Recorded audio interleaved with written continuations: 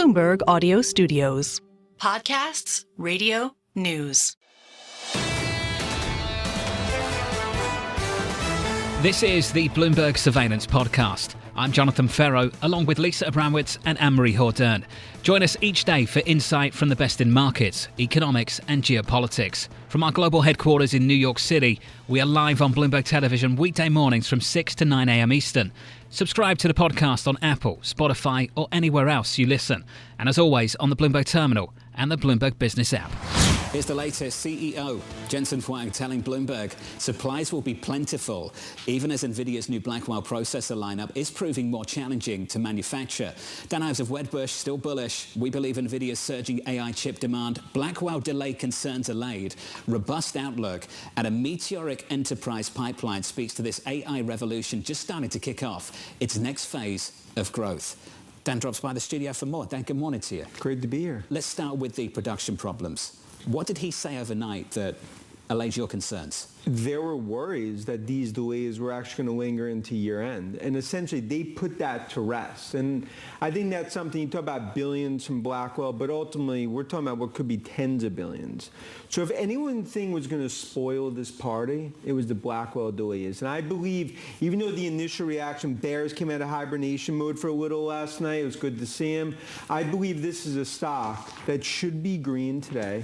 And for broader tech, you heard everything you needed to, and from a demand perspective, from Godfather of AI, Jensen. Manufacturing this stuff is incredibly complex. Apart from saying it will increase, was there any real detail about manufacturing yield improving somewhat through the quarter? Did you get any real detail about what was actually happening at these factories? He talked about yields improve. And if you look from a yield perspective, the biggest thing that could hurt this story was significant Blackwell delays. And that's something that checked the box. You look at the demand perspective in terms of the October quarter. Okay, could Whisper has been 33 billion, it was 32.5 on the margin. Realistically, as they execute, this is probably going to be a 33, 34 billion type of quarter.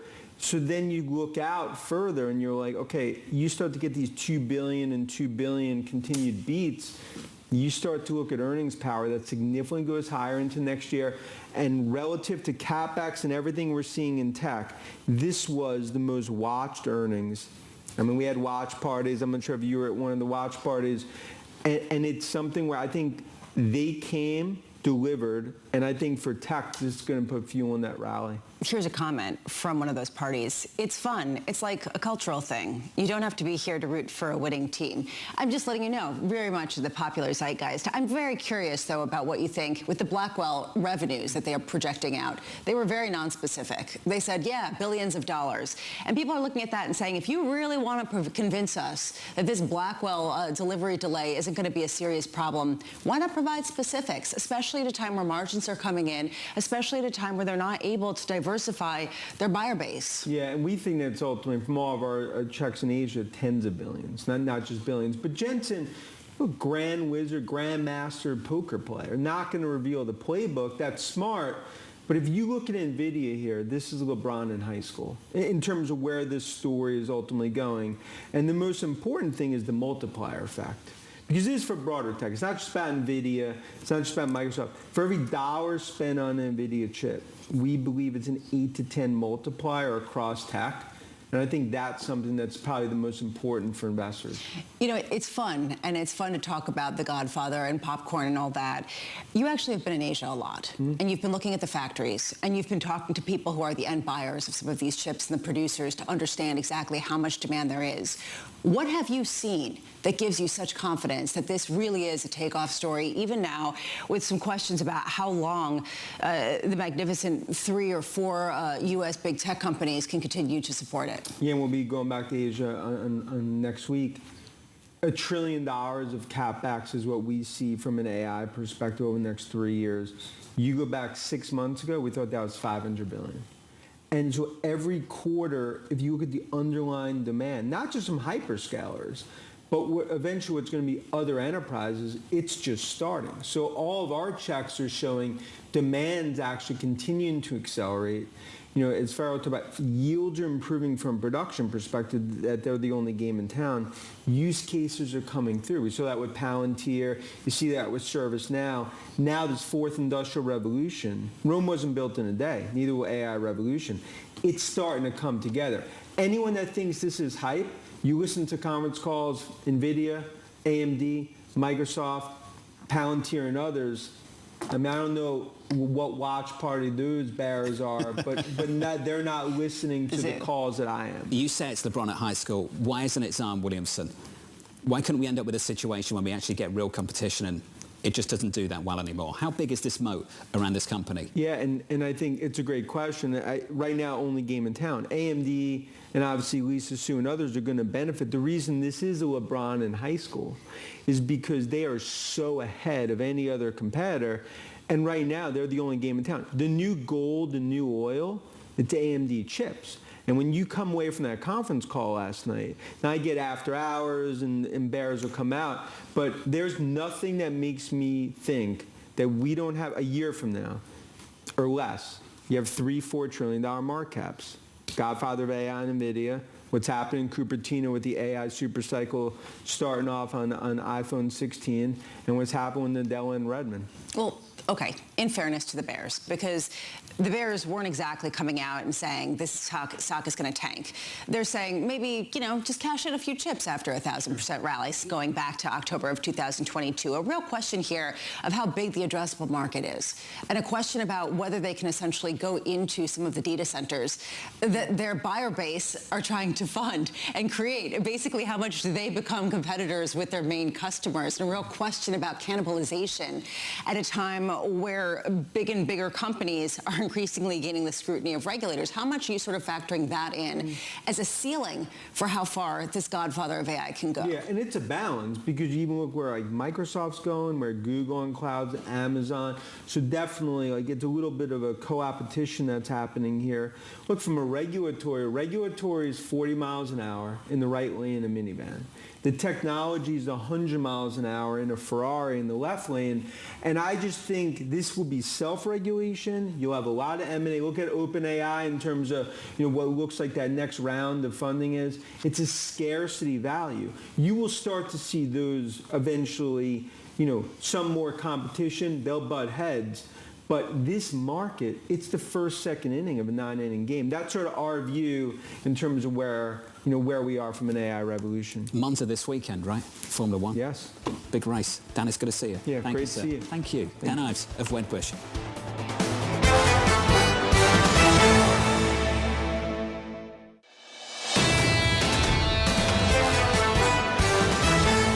Let's talk about the politics. Kamala Harris and Tim Walz sitting down with CNN this afternoon. Top of mind, policy.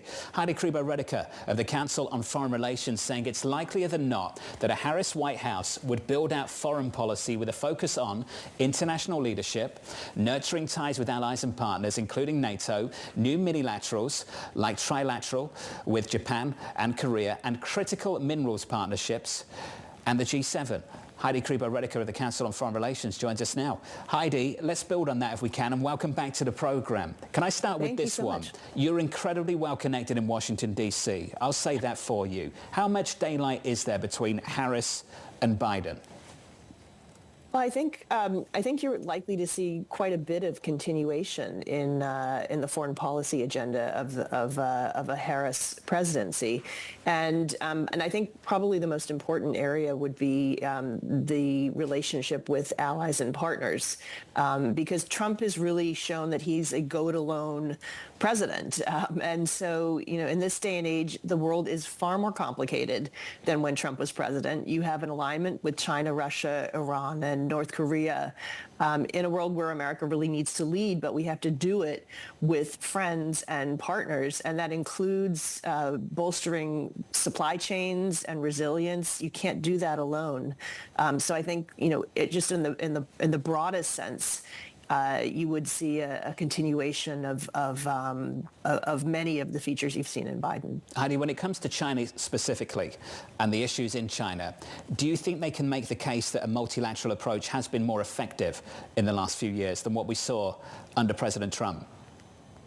Absolutely. I mean, I think you do have a more complicated geopolitical backdrop where you have China actually helping Russia's war economy, where you have much more cooperation across, as I mentioned, those four key countries who are geopolitical rivals right now.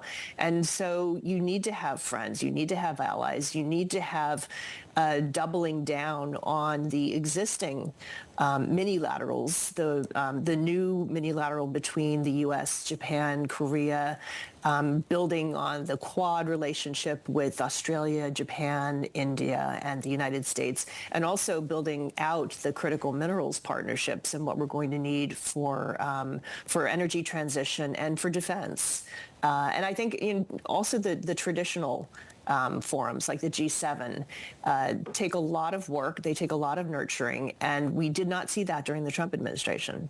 Heidi, we were just talking about how unusual it is that Jake Sullivan went to China and got such a high audience at a time where Joe Biden is a lame duck president, and there's a lot of questions around who's actually going to be the head of this country come early next year. Heidi, why do you think he went now and got such an audience? Well, I think it's important to make sure that there is a channel of communication when there is any change, when there is uncertainty, which is running pretty rampant in the global geopolitical space right now, as well as in the global economic space. So knowing directly from the National Security Advisor what is the likely Harris agenda, what is coming potentially down the pike before the election or after the election with regard to any rumored expansion of export controls, how to manage competition in a way that sustains sort of strategic balance and safety. We have had a number of run-ins with China in the South China Seas and trying to make sure that we don't have any unintended consequences from some of China's more aggressive military actions of late. So I think just maintaining a senior dialogue at this critical juncture is crucial. Heidi, I think that a lot of people are going to be watching tonight when we hear the first televised interview with a major media outlet of Kamala Harris and her running mate, Tim Walz. And I'm wondering, I'm sure China will also be watching to understand exactly what some of these policies may be, as well as many other international partners of the United States. Heidi, what are you expecting to hear tonight or not? Does it matter if we hear nothing in terms of policy? So I think this is about politics as well as policy. We're 70 odd days out. Harris is sitting on momentum. She said she'd do an interview before the end of the month, and I don't expect her to really break any new news in this interview, but I think it's an important one to watch, and you are absolutely right. Everybody outside of the U.S. Will be watching this to see if, for any policy insights. And I think this has been a sort of a policy light campaign on both sides. You have, Trump has had this Project 25, outside tomes made by others and not himself on many, many issues. And then, is the first candidate to be light on specifics. I mean, Bill Clinton was criticized for far too little on specific policy issues. And then Secretary Clinton, when she ran for president, was far too specific, and so I think at this stage in the game, we're close. We're really close to Election Day.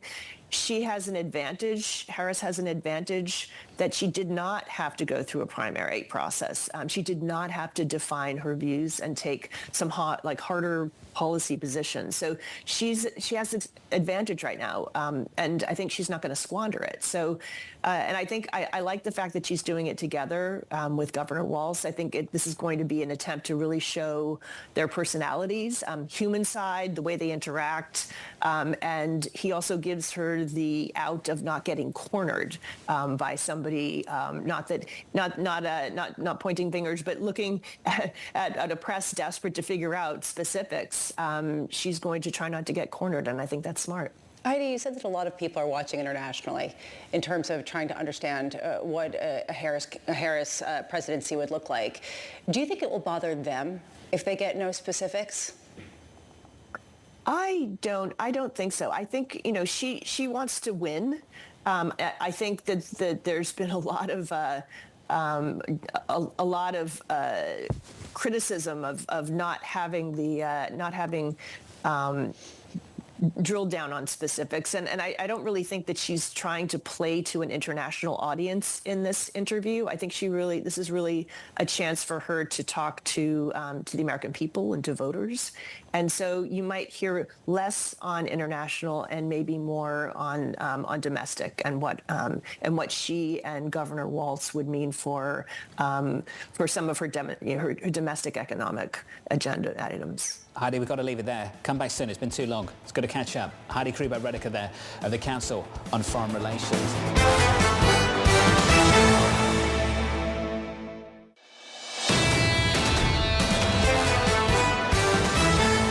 Earl Davis of BMO joins us for more on that. Earl Davis, unequivocally dovish, your view of Chairman Powell last week. It's time to go long anywhere on the curve. Earl, can you build on that? Why anywhere on the curve? Because what we'll experience actually is going to be a bull steepener, which means, your 2 years will outperform your 10s and 30s.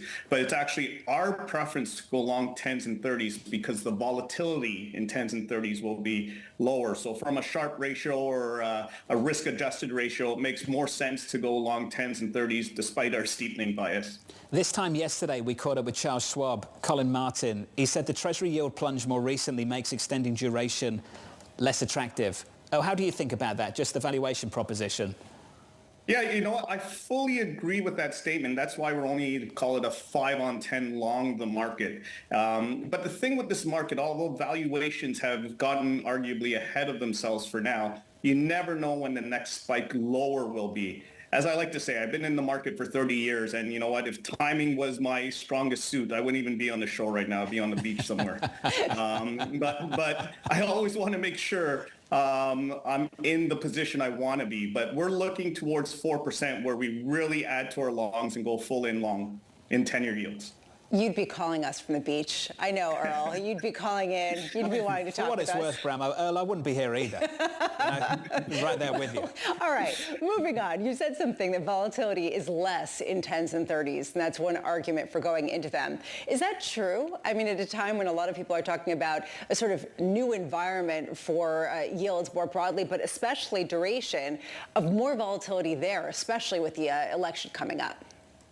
Yeah, you know what? I didn't say there's going to be no volatility. There's going to be volatility everywhere. But this is why I love being an active manager. This is why it's perfect time to be in the shoes that we're in. We have our expectations. As I said, we do expect yields to go lower. But the market, we also expect it to go higher. But that allows us opportunity to get long. This is the difference between passive and active. And it's the perfect time from an active manager perspective to monetize that volatility. And our team has been doing that for the past 2 years. You've heard us with the 2-year trade before. That was an example of volatility in the 2 years. Now we think we'll see it in 10 years and we can monetize it there. Is there a contradiction in this bullishness across the curve in bond markets? Is there a contradiction with the strength of the economy that we're seeing? No, there's no contradiction. Actually, it's very similar to the weather argument that you brought up before in regards to the employment number. I would expand that weather argument to the markets. There's so many credible, plausible outcomes in this market in regards to rates higher, rates lower. But this is why it's important from our perspective as an active manager. Don't get caught on where you think rates will go, because you're going to miss the volatility, and that's where you can monetize. So I think all the arguments are credible.